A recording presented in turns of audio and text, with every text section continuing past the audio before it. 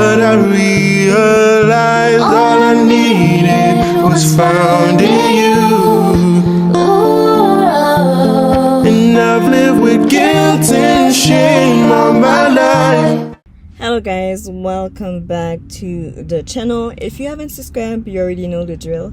So bear with me, I'm doing a vlog in the car today. It's kind of hot, so I'll be wiping my face a bit more. And yeah. So today's topic is narcissistic abuse, not from a mother-daughter relationship, but from a partner standpoint. So I want to start by saying that when you have a purpose in your life, or God is calling you to something bigger, or you have a destiny, something to do on this earth, you need to have discernment to know who you're attaching yourself to, because one person, one relationship can derail you from your destiny. Discernment is protection, and God will give you that discernment if you ask, of course, for you to see what is aligned and not aligned with your life. Not everyone that enters your life are from God. Like salt looked just like sugar, right? So that's why you need to have that discernment.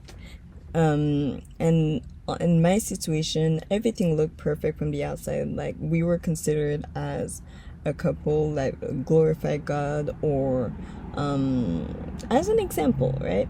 But behind closed door, it was totally a different story. It was like a living hell, physically and spiritually. And what led me there, I was dealing with a lot of things at home. I remember like it was one of the lowest point in my life where I was looking for a way out. I was just desperate for a way out. I felt like unloved, like cherished and all.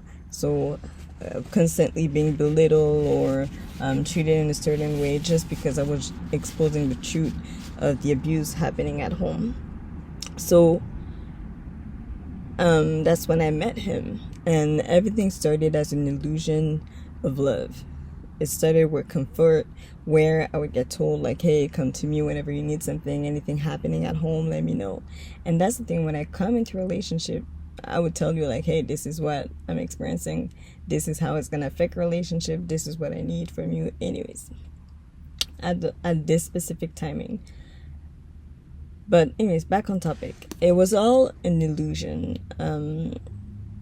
And I want to say too that not everyone that offers you help are truly there to help you. Some of them are just here to understand better how like you stay strong, or how like you behave. Like they just want that proximity, and most of the time that proximity is just to have like data to better crush you in a way. So we were like living literally like a married couple without covenant, cohabitating emotionally, spiritually, physically. But it's only I started seeing like an abusive pattern. First, it started by like taking credit for my work, my ideas, and everything in front of his family. And me, I'm not the type of girl like to be like, hey, I did the work or I did the job. I would never grew up like wanting that attention, or like if there's an idea that come out in a group or a social situation, it doesn't matter where it come from, as long as we work as a team to reach a certain goal. But now like I'm learning it's kind of good for you to take the credit for your work, right? So I grew up in an environment where I would share ideas and everything, and I was met like with the most, I don't know, silence and disregard for my ideas. I remember like my mom would always tell me those are the most dumbest idea I've ever heard, like you're just dumb, stuff like that, to only have my ideas used in family meetings, where she would get all the praise for my ideas. But I was more focused on the outcome than fighting over like where the idea came from, if that makes sense. So it started with that. Then it followed with financial exploitation as well. And I'm not talking about no 500 or 2K. I wouldn't be crying over that. So I'm referring to over 20K. I stopped doing the math when I reached 20K, and I'm like, whoa, what's going on? I told myself, like, you know what, I'm related to God, because if I keep adding the amounts up, like, I'm gonna go crazy and be harder on myself. So let me just stop there at 20K. It was constant emotional abuse, like lies, passive aggression, stonewalling when I would say no or set a boundary, guilt tripping me into doing stuff that pleases him or that benefits him more than it benefit me. And it was all control, like dictating what I should wear, like I should be wearing long dresses, no makeup, no lip balm, and all that. Like I shouldn't be doing my hair, I shouldn't be doing my nails. Why? Because my mom don't do it, and as a Christian, this is like Jezebel and everything. Anyways, then it followed with sexual abuse as well, pressuring me into sexual acts, not in a forceful way, but like in a deeply manipulative and non-consensual due to fear.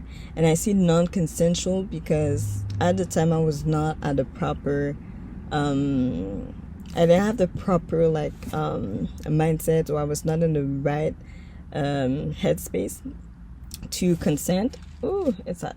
To consent to it because of everything that was happening at home.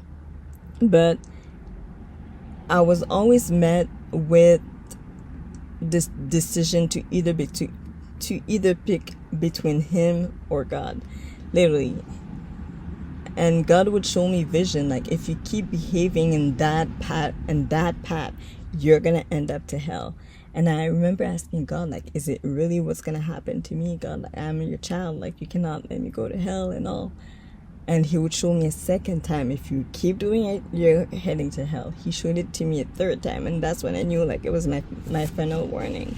And I remembered, like, telling him, like, hey, I wanna chase purity now. I do not want to engage in those actions anymore, as they do not glorify God. And as Christian, we shouldn't be preaching and telling people to not do such thing, and we do it in the secret, right? But I was met, like, with acknowledgement for a couple hours, couple days, and after a couple days, couple weeks, he would come back with that same behavior where I would be like, where he would tell me to, I cannot speak anymore, it's too hot. But anyways, where I would have to pick between him and God. And I was always afraid of saying no, because I know he had like a bit of an aggressive side to the world. Like, it was always that nice side, but behind closed door, like, I would always see that aggressive side of him. So I was too afraid to say no. So that's why I say that it was never consensual. So I was just pretending to enjoy it, but my body felt like a transaction. I was there physically, but my soul was crying to God for a way out. So I was slowly abandoning myself, abandoning my values. And narcissistic abuse, like, it doesn't start all in one shot. It's like a programming day by day until you don't recognize yourself and you don't even have the strength to leave the relationship. So you keep enduring the abuse until, I don't know, it kills you. So God was warning me. God showed me many visions, warning me that I was compromising, that I was going astray from the right path, that I was no longer with him and everything, and that I had to stop engaging in those activities, as I had a purpose, that he had a goal for me, that he wanted me to pursue a relationship with him, with God.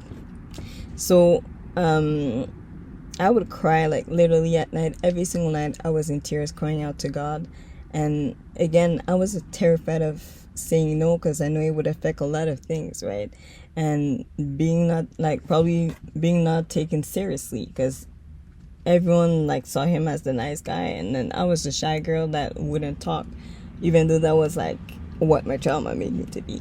So I was kind of scared, like, of like how the Bible study would react and all those things that I was covering up, and just to protect that delusional story, that or version of reality that he had in his mind and everything.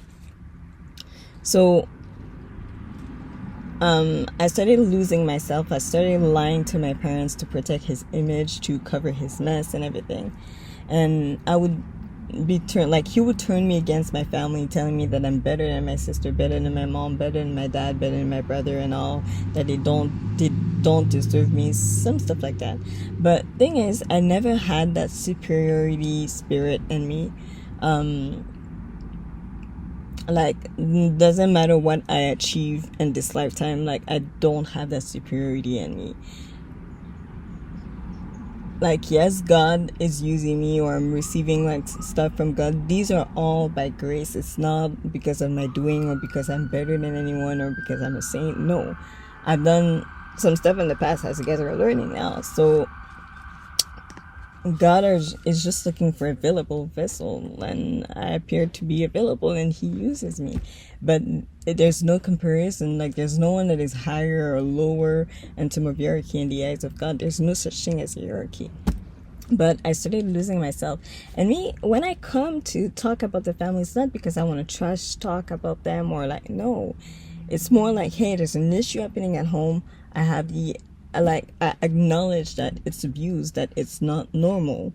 I need help to get out of it. But every single time it was like, yeah, you're better than your sister, you're better than your bad. But anyways, and I don't know if you guys like really know about narcissistic abuse.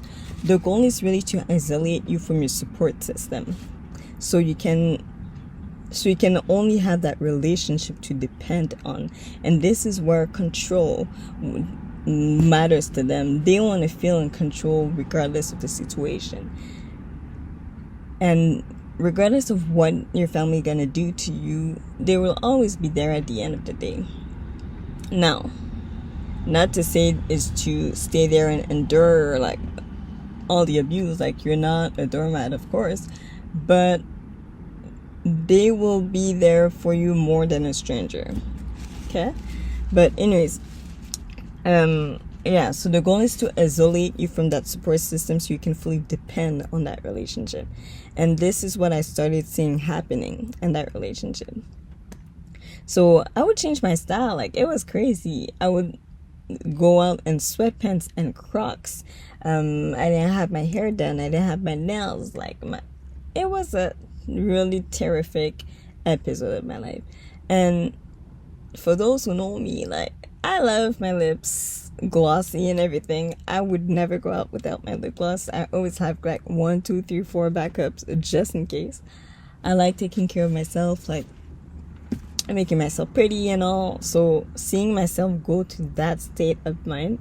So that's why you gotta be careful, ladies, with which men you engage, because either that man is gonna make you glow or gonna make you look depressive. A man's never gonna drag you up.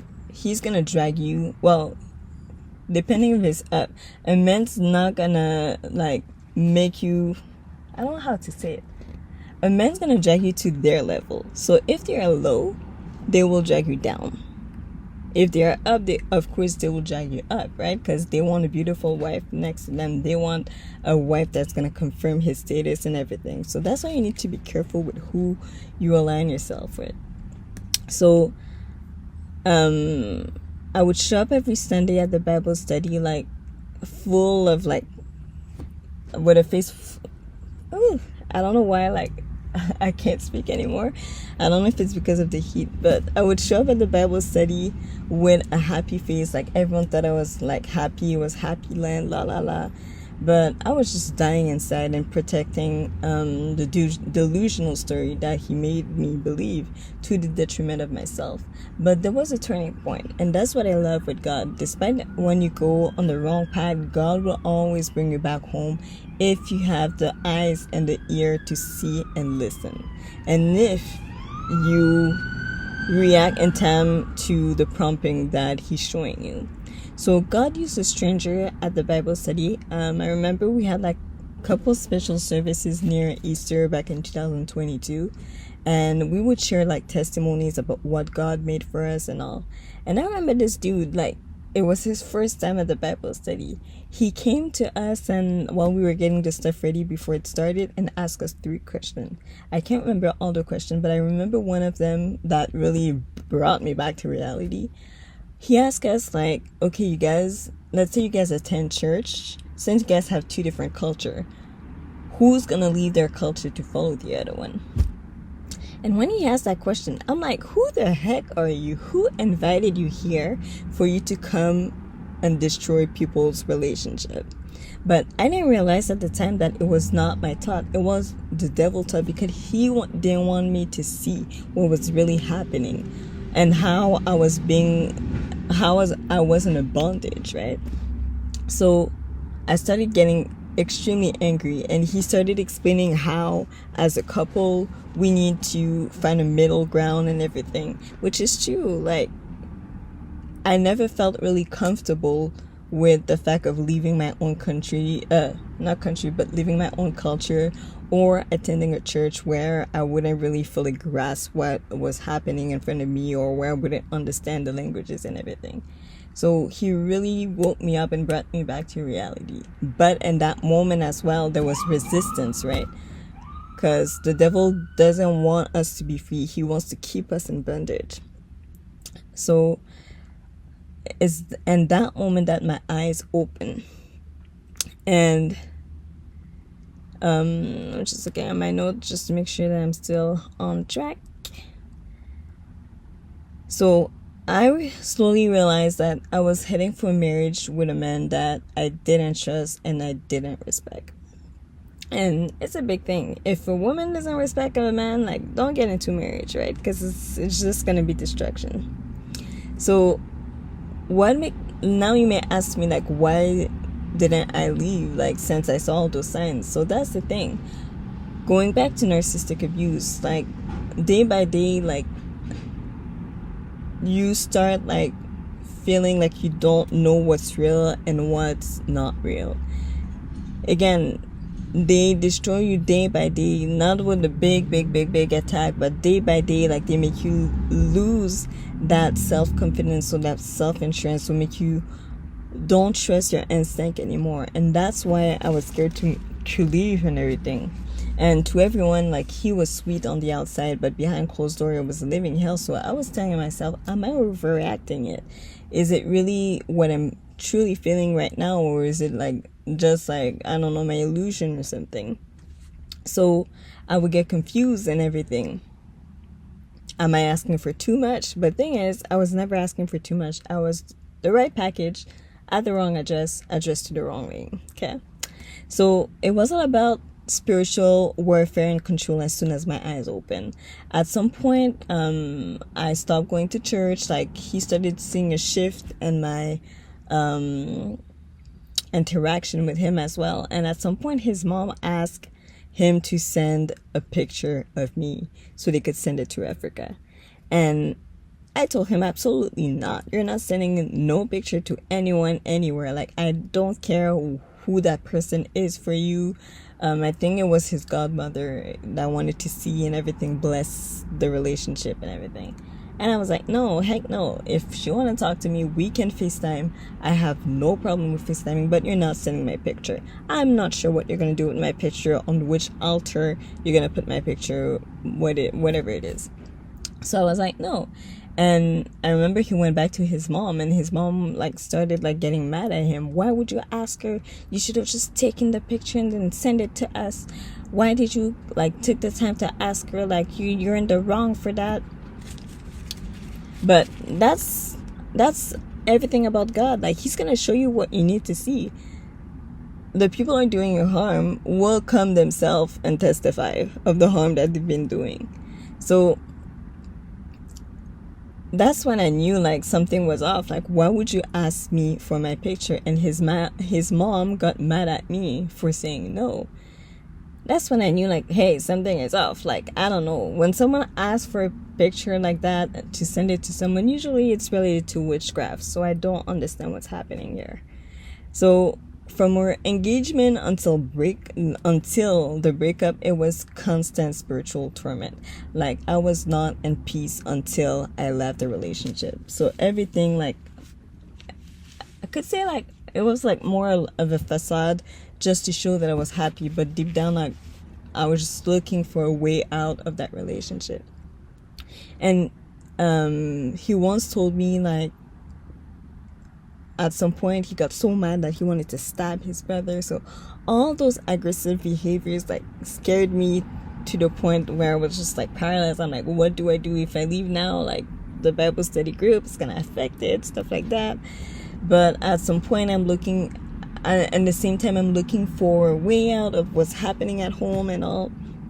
Anyways, so I started asking myself, like, since when my life is dictated by people's emotion, or how people feels about me, or how people view me, or how what people want from me.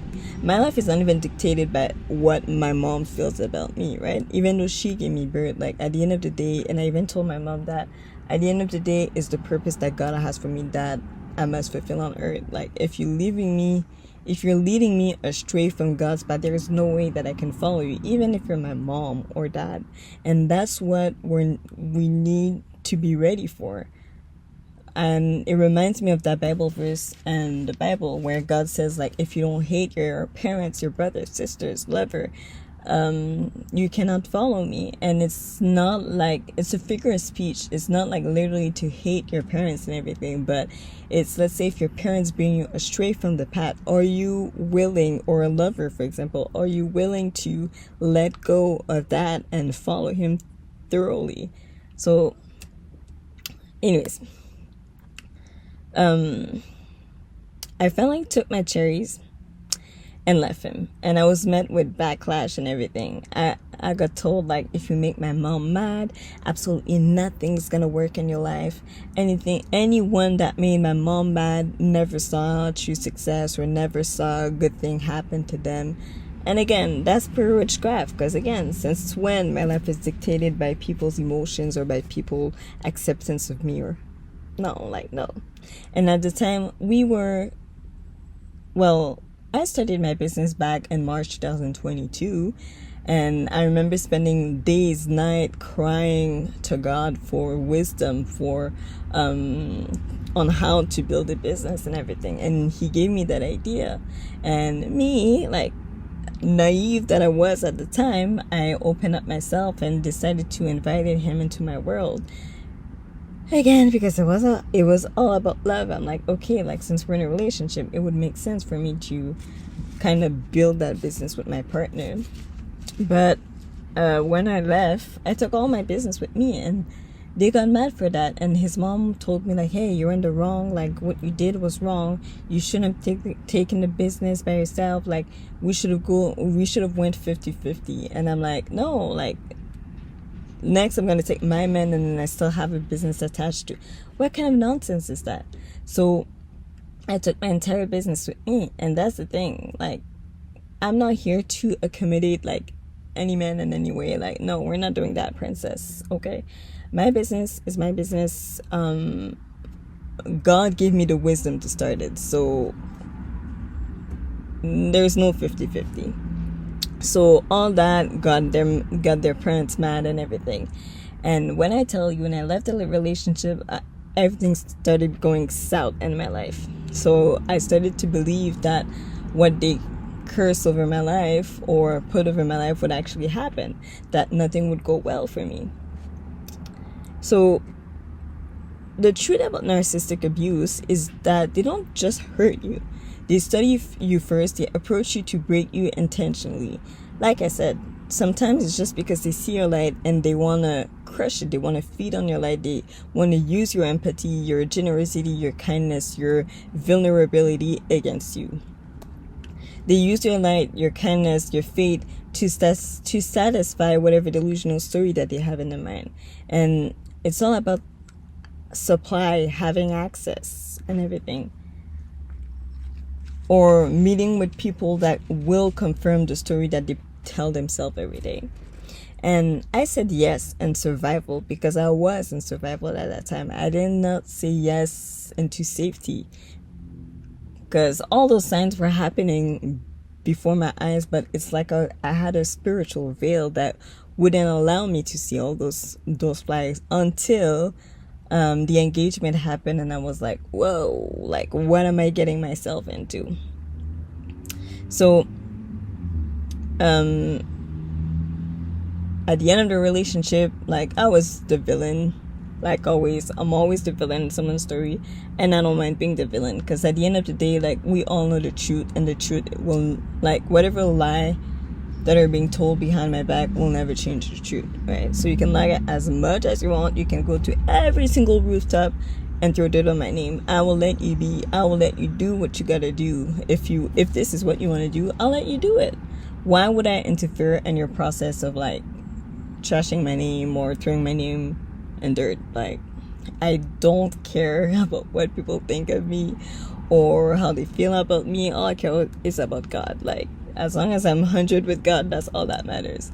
And even if I have to sit with tears and look at you, like, destroy my reputation, I'll let you do it. I'll even hand you a mic if you need one.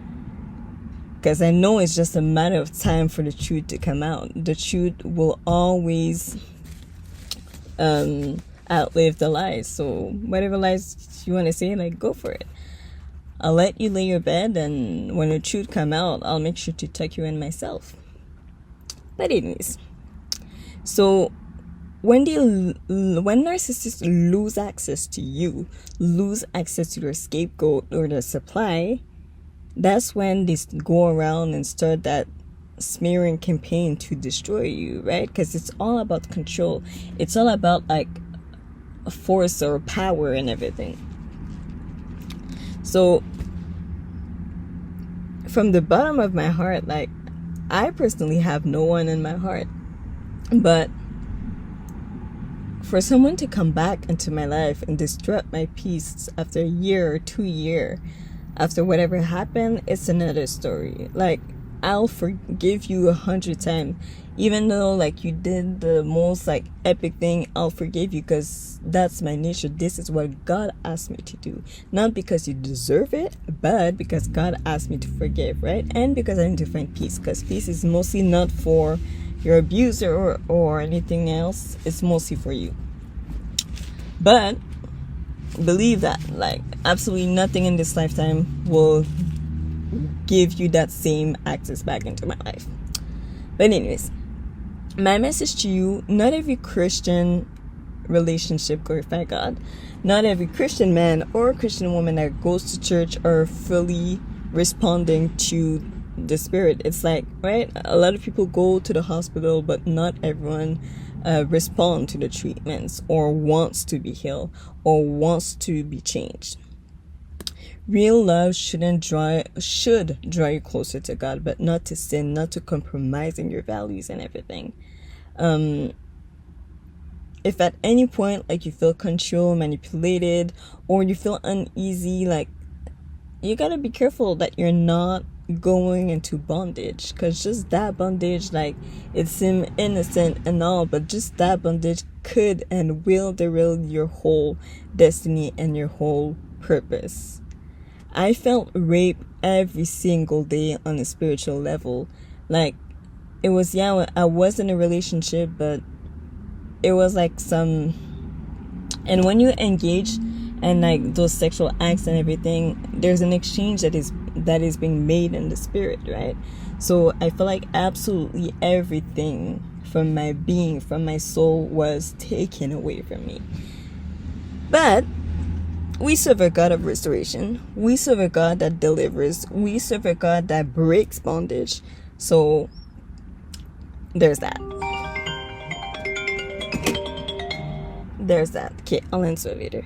But what I learned throughout that journey is to guard your heart. The Proverb 4 verse 23 says, above all else, guard your heart, for everything flows from it.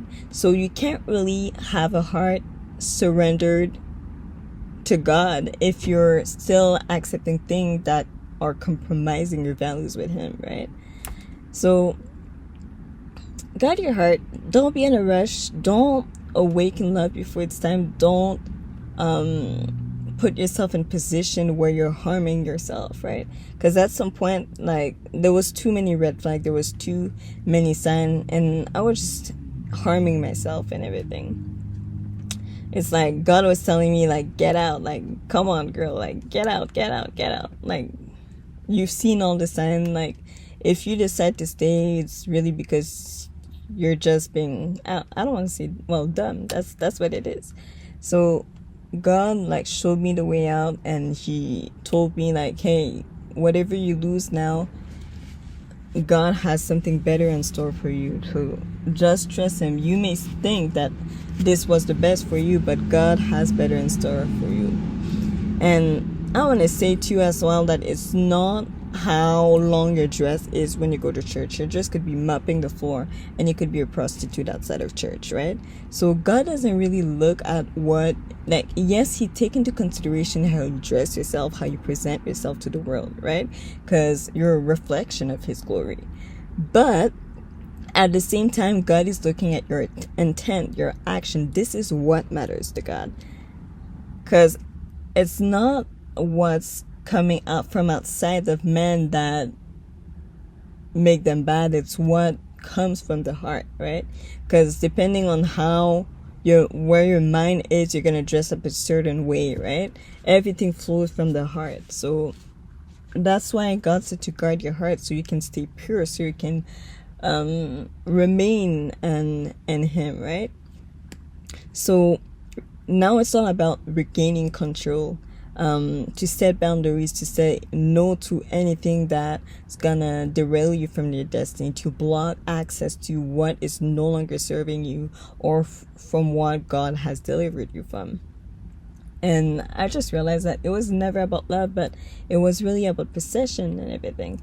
But now that I'm walking towards my healing, like, no, access denied, like, I'm regaining control over my life. I rebuke every single curse that was made behind my back as well. I rebuke any things that was said behind my back, or any word that spread around in a smear campaign to break me or to curse me. And about the witchcraft side, if there's any witchcraft done behind my back too as well, in the mighty name of Jesus as well, I rebuke all those actions. I'm a child of God and will die after doing what God called me to do on this earth. I rebuke any altar. I rebuke any where my photo is presented or my name is cited in order for me to be crushed. I'm a child of God, and I'll repeat it and repeat it and repeat it again. Absolutely nothing in this lifetime will stop what God has in store for me. And at some point, you got to take that authority, because people's going to come into your life, and when they see that they cannot control you, or they cannot manipulate you how they please, or make you walk a certain path that's going to benefit them but not you, you need to start taking that authority and prophesy over your life that those things are not going to happen. Because at the end of the day, you are a child of God. God has a purpose for you. And I learned something throughout my spiritual journey. Whenever you remain silent, when you get those spiritual attacks, when you get those spiritual opposition, whenever you don't speak, you silently consent with what is happening right now. Because witchcraft, they don't remain quiet, they don't remain like silent. They speak, they curse, they do rituals. But now God has given us that authority to speak against those curses, to speak against what is not aligned with his word. So that's why at some point, like, you need to replace what is being said with the word of God. Does that align with what God told me about myself? If it doesn't align, it doesn't have any power over my life. My mom told me countless times that I would be nothing in this lifetime, and I rebuked it every single time. I don't care if you put me on this earth, I belong to God at the end of the day. If you don't have the substance to carry me as my mother to that's okay, that's fine. At the end of the day, I belong to God. Yes, I owe you loyalty. Well, I don't owe you loyalty, because if we're walking in two different paths, one path that doesn't glorify God, I'm not going to follow you. I'm going to follow God at the end of the day, because my purpose matters more than our blood or relationship. So in my final world, like, I was bewitched, emotionally manipulated, and taken an off course of my destiny. But I broke free, and if I was able to do it with the help of God, you can do it as well.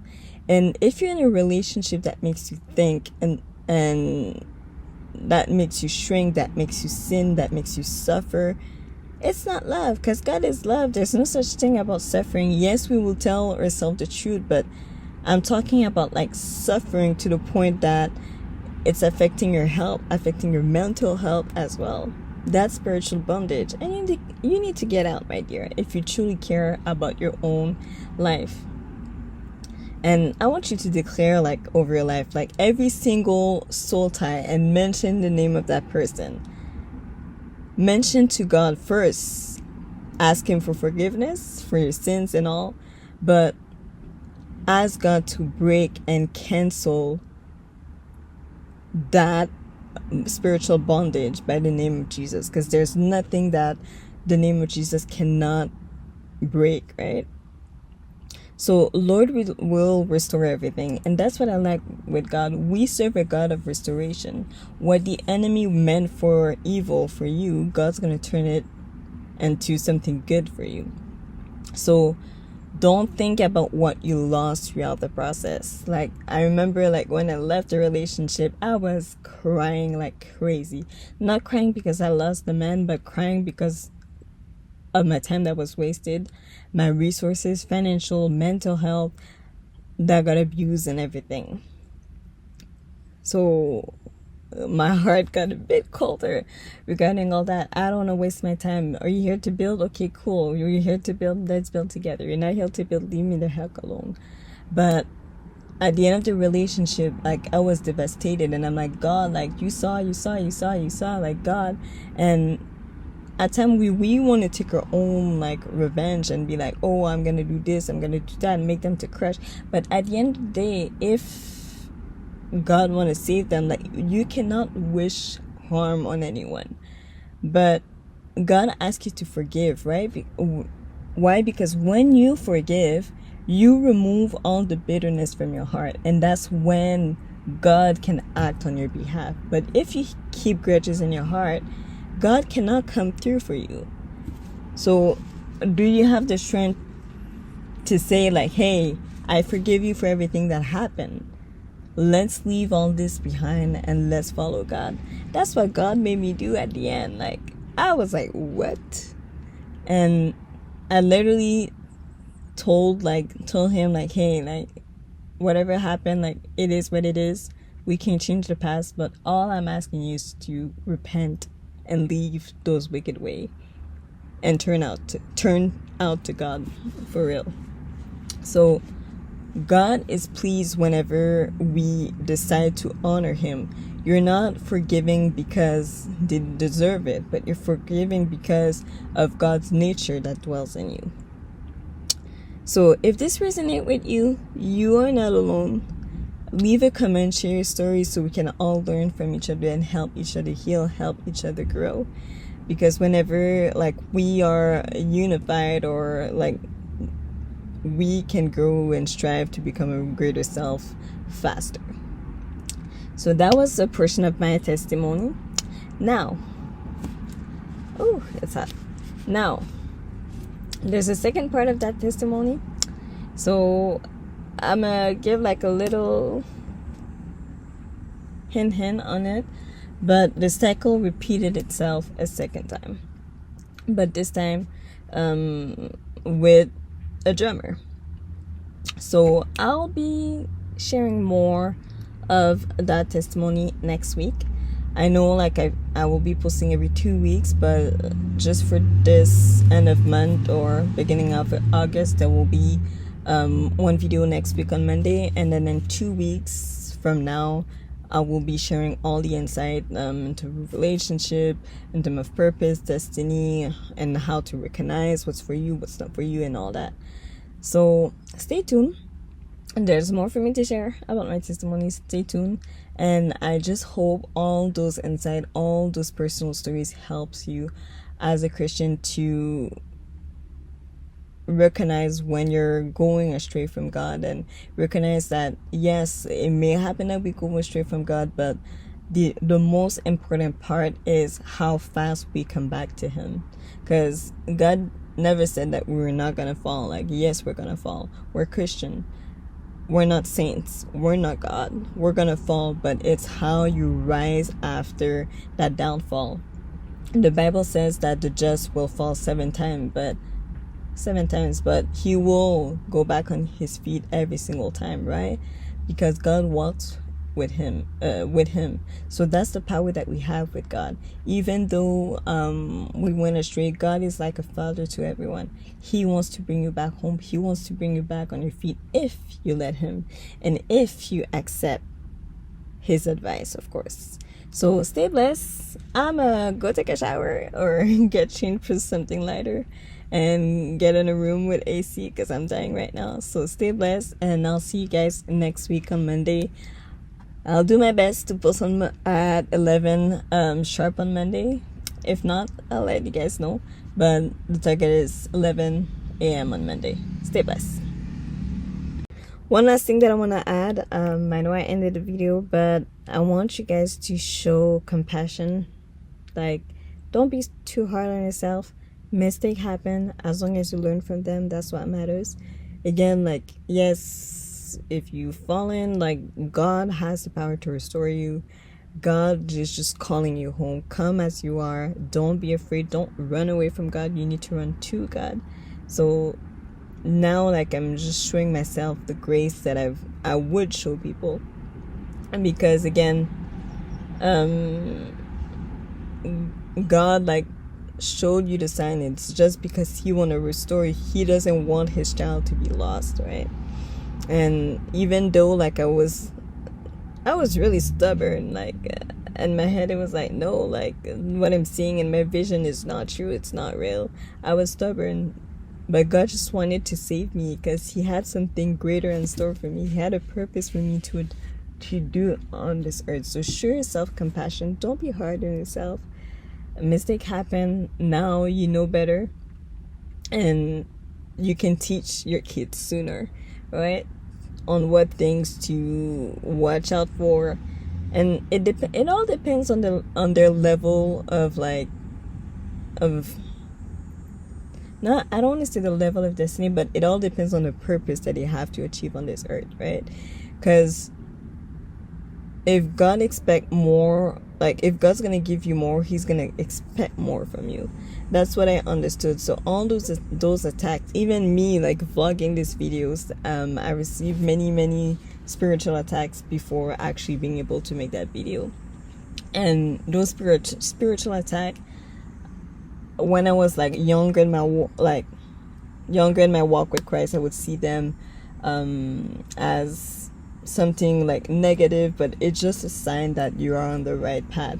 Because as a Christian, you will face constant tribulation, but God tells us to not be afraid. He will always be there for us as long as we call upon his name when we need some help. So again, it did happen. If you were in a similar situation, show yourself some grace, show yourself some compassion, and move on. Leave the past behind. Move on with your life. Take care.